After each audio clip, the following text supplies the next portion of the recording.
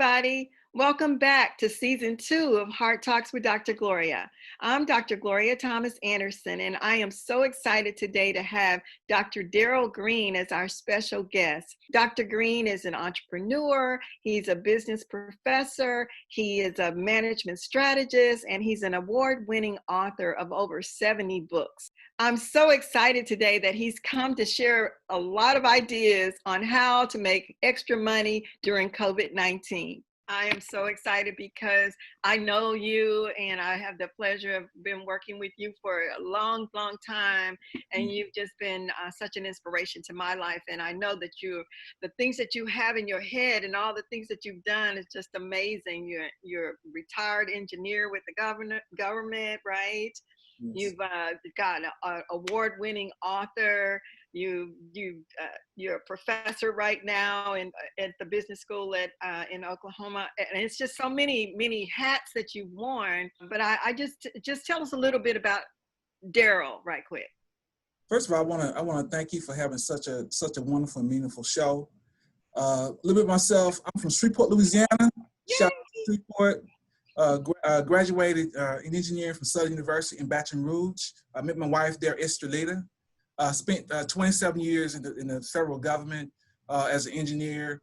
I have my own business. Myself and my wife have our own business.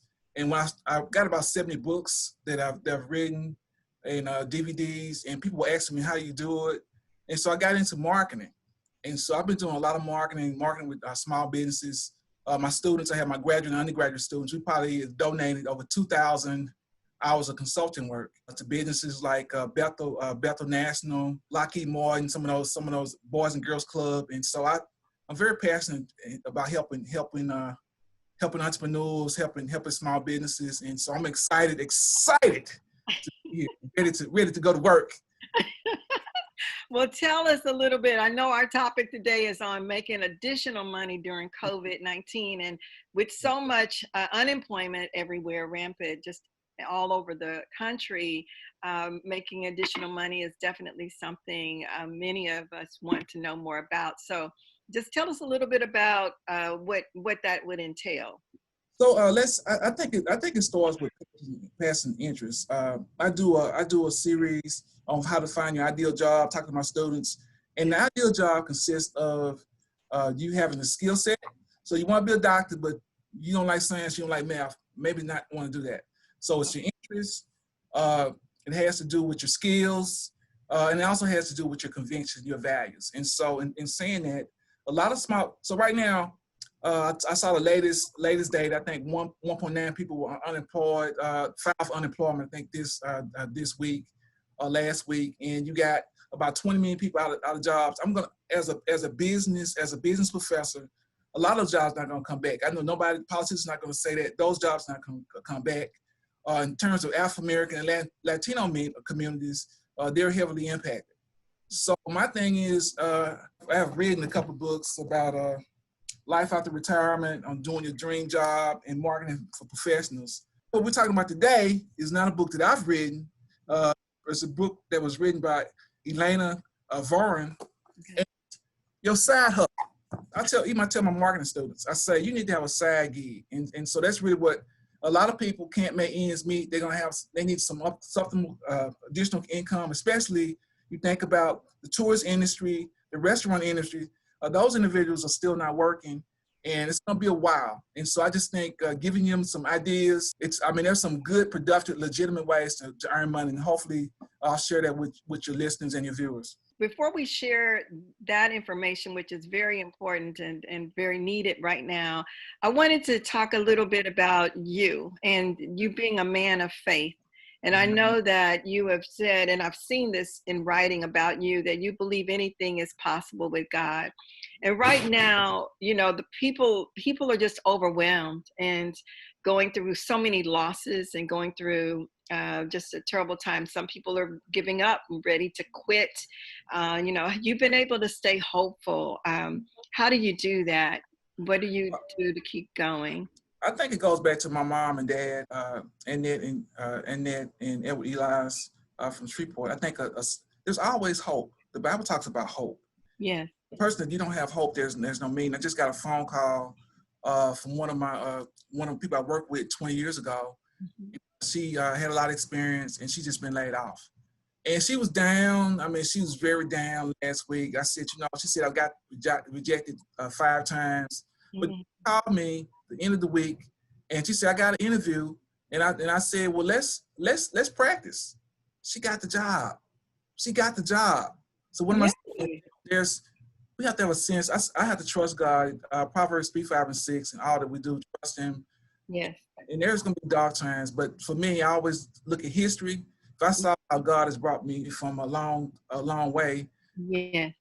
I just believe having a sense of faith and hope in God is really, for me, the driver, because only what you do for Christ is going to last. So that's just my testimony, I think. Yeah. Well, thank you for sharing that. So now let's get into that little information to share. I'm excited to hear some ways that we can make some additional income during COVID. I need to put my little thinking hat on and my little being a tutorer, giving advice on all things you can do. I'm gonna give you a quick story. So I just got here because myself and my wife, we did competitive ballroom dancing. And so I started dancing. People saw us. We did a couple routines. And believe it or not, I put on at our school, I put on a Latin dance night. And I had a couple. I mean, I don't have no license to teach dancing. Right. They asked me. They said, I said, well, you can go to these studios. They said, no, we want you to teach me. They paid for me because I had a skill set. So what am I saying? That you can help be a tutor to those students. So that is a niche. And Martin is about finding a niche and opportunity. The other one is remote training. You want to do some training for the individuals. Adjuncts. Become an adjunct if you have a master's degree or something, maybe working at a VOTEC, if you have a skill set. Personal trainer, that's another area. Also, you got your house, your kids are out the house. Why not looking at Airbnb? Maybe rent out a space. You don't rent it out to anybody, but you might want to try that for supplemental income. Also, rentals. That's why people need somewhere to stay. So finding some houses in your area and rent them out is good income for you. Also, being able to be a problem solver, helping fix stuff, bookkeeping. Everyone needs marketing. Right now, I'm working on a potential client. They need help with marketing. He's a painter, and so I got to do that. Some of the things I've noticed, people doing mask making. That's become really major as a way for supplementing income. But sometimes when everybody does it, so here's the other thing. When everybody does it, it drives the value down. So, I mean, that's a lot of people trying to get into that. So then everybody's doing it.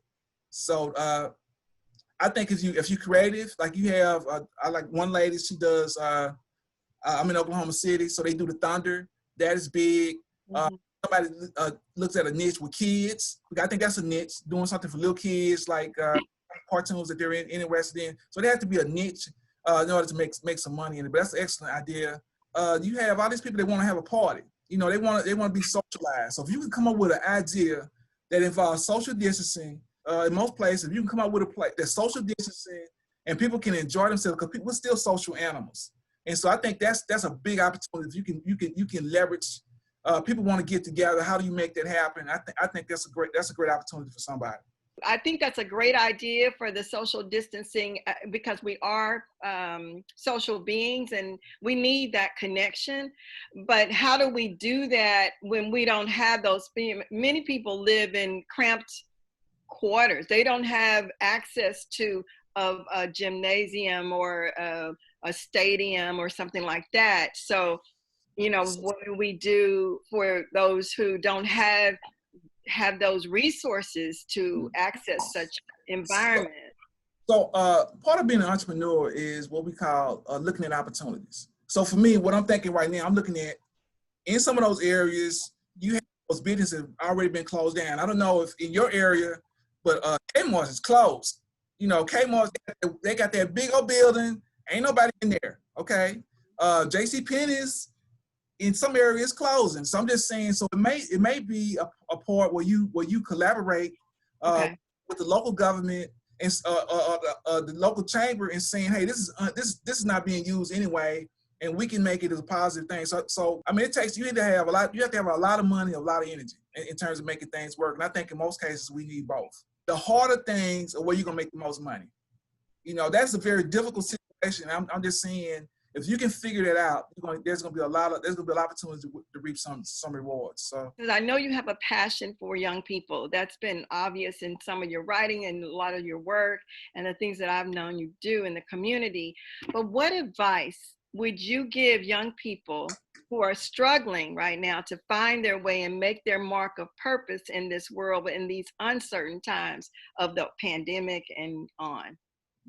so it goes back, and I'm at a Christian institution, Oklahoma Baptist University.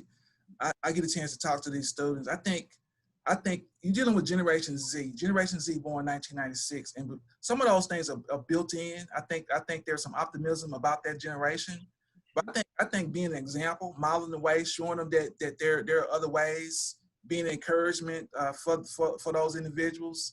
But I also think like what my parents told me in Louisiana. I mean, find you a good job, find you a good government job. So I'm saying right now that cookie cutter won't work for this generation. They're gonna have less opportunities, and so this is what I find most students, most young people, they're very inflexible. So I say, you want a job? I tell them, I say, you want a job? I'll get you a job. I said, go to Wyoming, Dakotas. They roll their eyes with that funny look. Why am I doing that? You need to go where there's some opportunities. And a lot of times, opportunities are not in your community. I had to leave Louisiana. I'm an engineer, but go to Washington State. And so myself and my wife, we made that ultimate sacrifice, moving 3,000 miles away from family and friends. I'm saying right now, these are desperate times. And if you don't think like that, I don't think you can be successful. And I think surrounding yourself with positive people and having unique skill sets. I mean, if you want to be Oprah, that's cool.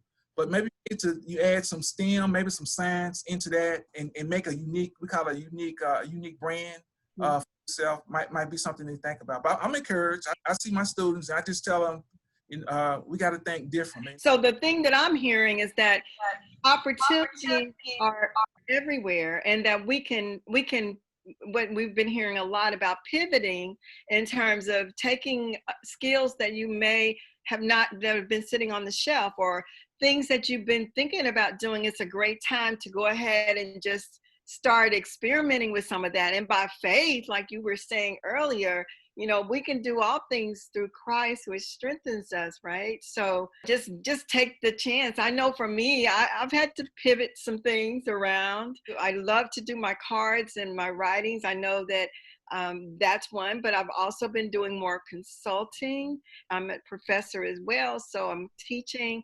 online. Like you said earlier, it can be an obstacle or an opportunity. And so this is an obstacle in many ways, right? The pandemic, but there are many opportunities that we can take advantage of. And one is just to do that soul searching and looking to see what it is that you really want to do, and maybe just taking a chance on it. I think it's like the cycle of life. My parents, my mom, dad, both hustled. Both of my parents had a main job, and my dad had a lawn service. My mom was doing other things. I think we're going to have to go back to that. I just think with large companies, you have to go back to that. I just think for you and myself, people paying me for stuff. I mean, like I said, I'm teaching a dance class. And somebody else asking me to do some consulting work. So I'm just saying there's abundance of. So people don't believe that. Say, man, how can I? There's abundance of stuff, but you got to have the right kind of skill set, and you got to know how to promote yourself. And like I said, if you don't, so don't blame anybody else if you're not. I mean, there's money out there, even under the people getting jobs. I mean, you getting opportunities. I'm getting opportunities. It's not because of the doctor's degree, because there are a lot of doctors, a lot of people with doctor's degree that's unemployed right now. They're being furloughed. So don't believe the hype. It's your skill set. I call it your entrepreneur thinking. Those are the things that's going to pivot you in this terrible time that we're dealing with. But again, there is hope.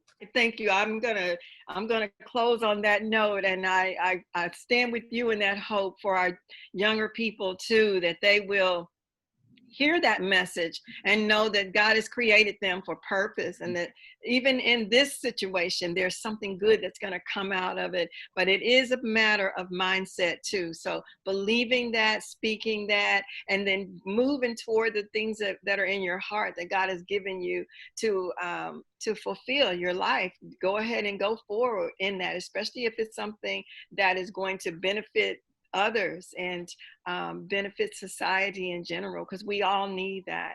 So thank you, Dr. Daryl. It was wonderful Amen. having you. I appreciate it. So much for that and sharing your wisdom with us today. Thank you so much. God bless you, and keep fighting on. Keep this fight going. Will do. And thank your family, all they're wonderful people. I love y'all, wonderful people. Thank you so much. Thank you, Daryl. Talk to you soon. God bless you. Godspeed. God bless you too. Bye-bye. Thanks for tuning in. We'll see you next time for Heart Talks with Dr. Gloria. God bless you.